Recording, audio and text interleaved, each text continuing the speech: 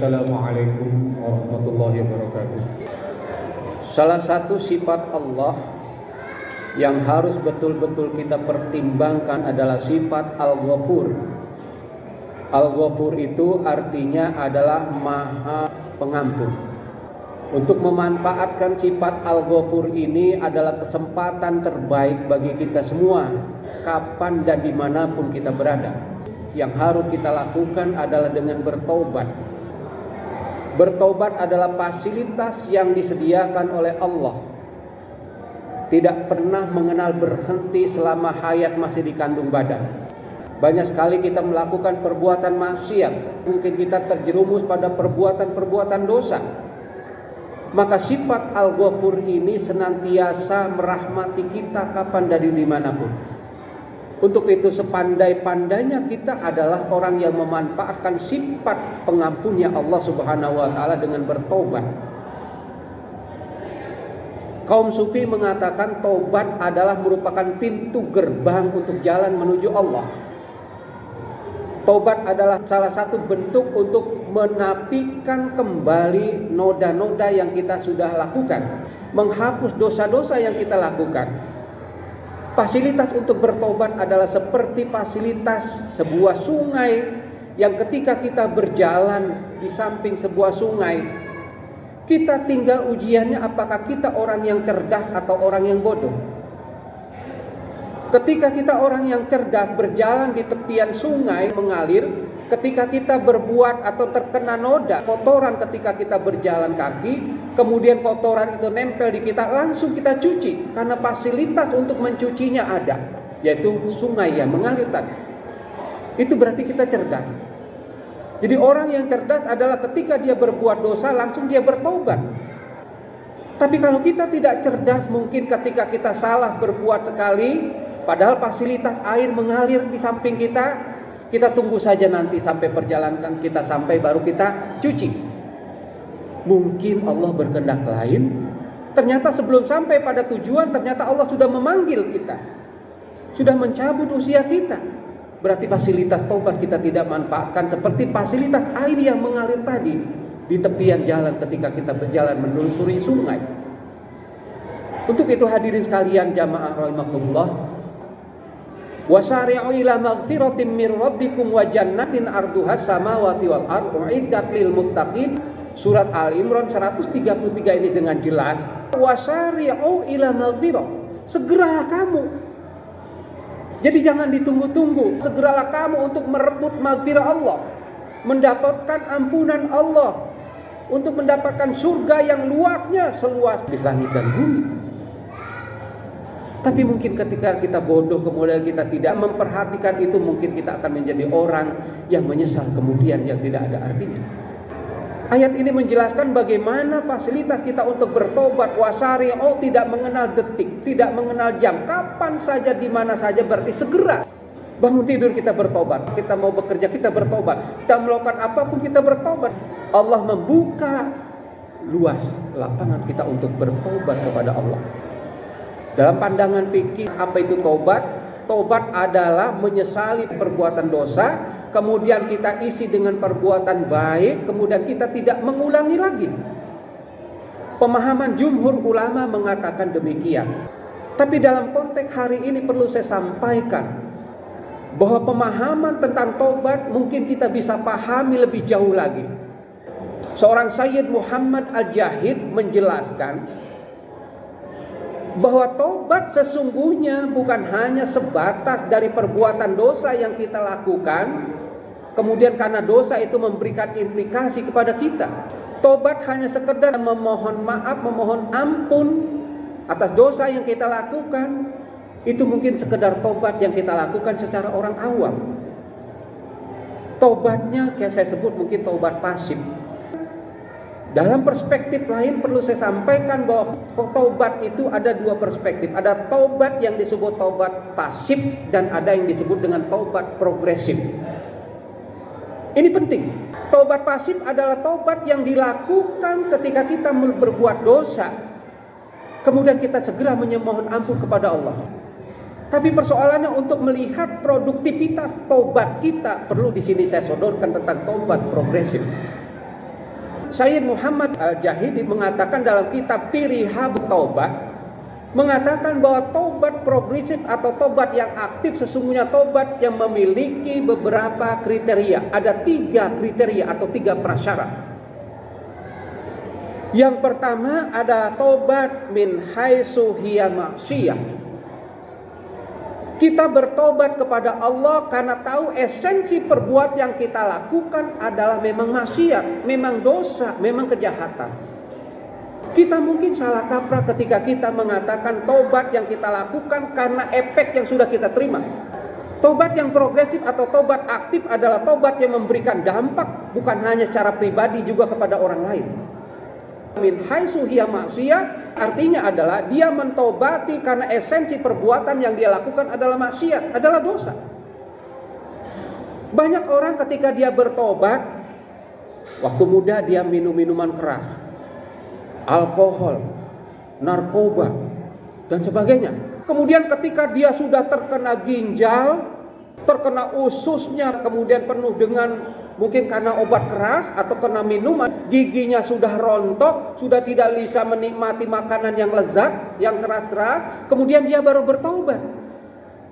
Ini tobat orang awam. Ini tobat orang awam adalah tobat yang hanya karena efek yang dia lakukan.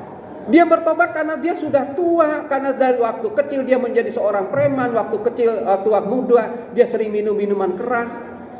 Waktu muda dia sering berjudi dan sebagainya. Ketika dia sudah terkena dampak, baru kemudian dia bertobat. Ini adalah tobat untuk kelas pasif atau mungkin kelas orang awam. Tapi yang sesungguhnya bagaimana tobat progresif yang dipahami dalam min haitsu hiya maksiyah, esensinya yang dia lakukan adalah maksiat karena substansinya memang maksiat, substansinya adalah dosa. Terlepas apakah memberikan efek atau tidak. Waktu muda dia minum minuman keras, waktu muda dia narkoba, kemudian sampai tua dia masih sehat. Tapi bagi orang yang min haitsu maksiyah, esensinya memang perbuatan jelek, apakah memberikan dampak atau tidak, dia tetap bertobat. Satu contoh misalnya ketika dia berbohong. Berbohong barangkali tidak memberikan dampak secara langsung, tapi dia sadar bahwa bohong itu esensinya memang jelek. Dia menipu orang, esensinya jelek, terlepas dia masuk penjara atau tidak, kemudian dia bertobat. Itulah yang disebut min haitsu hiya maksiyah. Bertobat bukan karena dampak, tapi dia bertobat memang, ya Allah saya banyak perbuatan jelek yang saya lakukan, hari ini tetap aman-aman saja, tetap sehat-sehat saja, tapi esensi perbuatan yang saya lakukan itu dosa, itu maksiat, ya Allah saya bertobat. Inilah yang disebut dengan min haitsu hiya maksiyah, dan ini adalah tobat progresif. Tobat bukan karena terpaksa, karena efek penyakit atau karena dampak yang dia terima akibat dari perbuatan jelek atau perbuatan dosa. Sayyid Muhammad Al-Jahid mengatakan inilah ciri pertama tobat yang disebut dengan tobat progresif adalah min haitsu hiya maksiyah, terlepas memberikan dampak atau tidak, terlepas apakah dia masuk penjara atau tidak, terlepas apakah dia ditangkap KPK atau tidak. Dulu pernah korupsi dia, tapi dia bertobat. Inilah min haitsu maksiyah. Dia bertobat karena esensi perbuatan yang dia lakukan adalah maksiat. Inilah yang disebut dengan tobat progresif. Ciri yang pertama, dia bertobat karena esensi perbuatan itu maksiat, terlepas memberikan dampak atau tidak. Itu yang pertama. Yang kedua, yang disebut dengan tobat progresif adalah tobat ma'azmin Allah ya'uda ilaihi. Artinya adalah punya komitmen istiqomah, konsisten untuk tetap tidak melakukan perbuatan yang sudah dia lakukan dulu. Dia harus betul-betul punya tekad yang kuat meninggalkan perbuatan dosa yang dia lalui dulu. Mungkin ketika dia miskin dia bertobat. Kemudian dia menjadi orang kaya pun dia bertobat. Ketika dia masih muda sudah bertobat. Sampai dia tua pun istiqomah dia tetap bertobat. Inilah yang disebut dengan ma'azmin alla ya'uda ilaihi. Sudah punya komitmen konsisten yang kuat apapun godaannya. Dulu mungkin ketika dia miskin dia bertobat, begitu dia kaya banyak godaan, akhirnya tobatnya lupa. Dia konsisten ketika dia menjadi orang rakyat kecil dia tetap bertobat, ketika menjadi pejabat dia tetap bertobat, ketika dia sehat dia bertobat, ketika dia sakit dia bertobat. Inilah tobat progresif yang memberikan dampak. Jadi tobat yang istiqomah inilah yang disebut dengan tobatan nasuha. Tobat yang senantiasa dia pelihara, tobat yang senantiasa konsisten, tobat yang senantiasa dia komitmen untuk meninggalkan perbuatan jelek yang sudah dia lakukan. Kemudian yang ketiga, untuk tobat yang progresif adalah iza qadaro, persyaratannya. Dimaksudkan dengan iza qadaro adalah ketika dia kuat, ketika dia mampu, ketika dia berkuasa. Banyak kita lihat dalam berita-berita di TV, seseorang waktu masih mudanya tukang korupsi terus jadi pejabat tinggi, kemudian korupsi masuk penjara, begitu sudah di penjara baru pegang tasbih, dia banyak bertobat. Itu tobat awal, belum menjadi disebut iza qadar. Yang dimaksud tobat iza qadar adalah ketika dia berkuasa justru dia bertobat. Buat apa kalau tanda tangannya sudah tidak berguna lantas dia bertobat? Dulu dia pejabat yang sangat berkuasa. Begitu kemudian dia sudah pensiun, dia sudah tidak lagi pegang jabatan, baru dia dekat ke masjid, dia bertasbih. Apakah tobat diterima? Tetap diterima, tapi menurut saya belum menjadi sebuah tobat yang progresif. Kenapa dia bertobat? Karena sudah di dalam penjara, kemudian ternyata terkena penyakit dan sebagainya. Akhirnya sudah kencing darah atau kencing manis dan sebagainya, sudah jantungan, sudah ginjal, baru dia bertobat. Dia sering melakukan maksiat, tapi ternyata ketika dia bertobatnya, ketika sudah nafsu syahwatnya sudah tidak ada, ya sudah dilemahkan potensi untuk bersyahwatnya, baru dia bertobat. Ini tobat awal.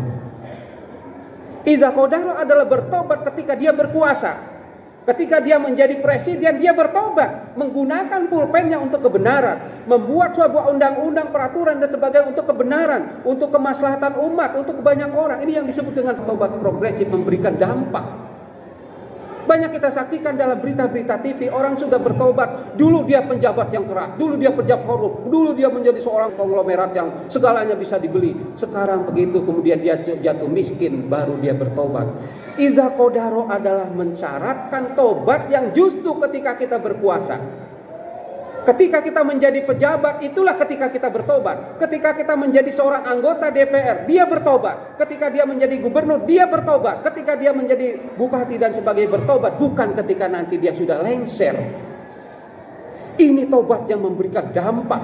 Kalau dia bertobat ketika dia berkuasa, maka seluruh kebijakannya pasti akan amanah, akan jujur, akan kepentingan rakyat dia utamakan, karena dia sudah bertobat ketika dia sedang iza qadaro, ketika sedang dia berkuasa.